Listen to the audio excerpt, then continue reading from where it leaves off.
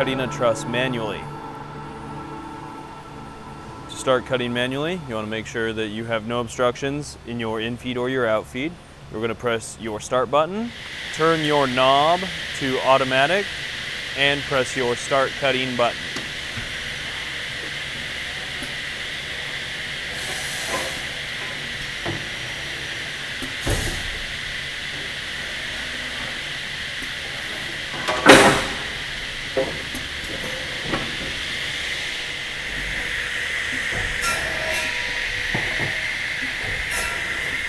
After the end of a cutting sequence, when a truss has been completed, the blade will automatically stop itself. The saw will shut down and you will come up with the yellow banner at the bottom of the screen that says all boards processed.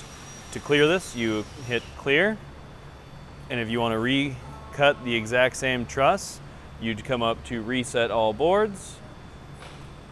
Are you sure you want to reset all the boards? Resetting all of the boards is immediate. Are you sure you want to do this? You select yes. They turn white and you're ready to cut the next truss.